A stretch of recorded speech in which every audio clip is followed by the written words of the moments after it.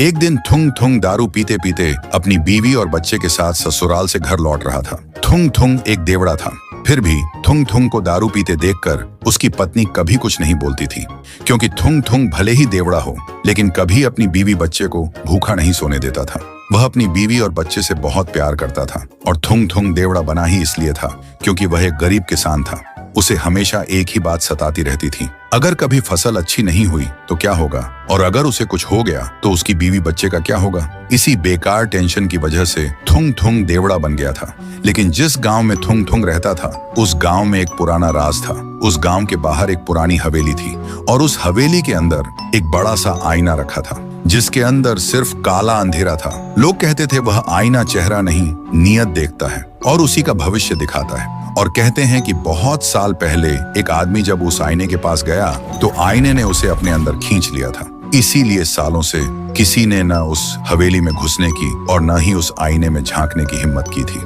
एक दिन थुंग थुंग उसी पुरानी हवेली के पास से अपने खेत की तरफ जा रहा था, तभी उसकी नजर उस हवेली पर पड़ गई। वह सोचने लगा, अगर ये आईना सिर्फ लोगों का भविष्य दिखाता है तो लोग इससे इतना डरते क्यों हैं? इसी सोच में वह धीरे धीरे हवेली के अंदर जाने लगा। लेकिन थुंग थुंग उस वक्त नशे में था, इसलिए उसे याद ही नहीं रहा कि वह आईना सिर्फ भविष्य नहीं बल्कि इंसान की नीयत भी देखता है। फिर वह हवेली के अंदर आकर चुपचाप उस अंधेरे आईने के सामने खड़ा हो गया और मन ही मन सोचा, बस इतनी सी दुआ है, मेरी मेहनत रंग ला जाए, मेरी बीवी बच्चे भूखे न सोए। और तभी आईने के अंदर उसका चेहरा नहीं दिखा बल्कि हरी हरी खेती लहरा रही थी, सुनहरी फसल हवा के साथ झूम रही थी और उसके घर से हंसी की आवाज आ रही थी। थुंग थुंग की आंखों में आंसू आ गए। वह बिना कुछ बोले आईने के सामने हाथ जोड़कर वहां से चला गया। पर ये सब गांव का एक चोर छुप कर देख रहा था।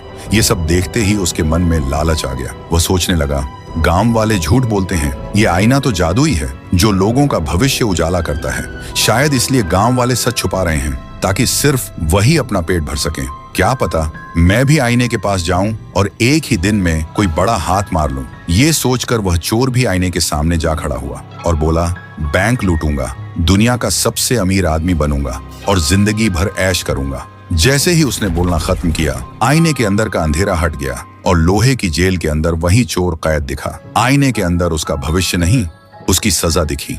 ये देखते ही चोर का शरीर कांपने लगा। वह गुस्से से चिल्लाया, झूठ है, सब झूठ है, और गुस्से में आईना तोड़ने लगा। लेकिन तभी आईना हिलने लगा और एक ही झटके में उस चोर को अपने अंदर खींच लिया। तो दोस्तों, भविष्य देखने के लिए किसी जादुई आईने की जरूरत नहीं होती। सच तो ये है कि इंसान की नीयत और उसके कर्म ही उसका असली आईना होते हैं।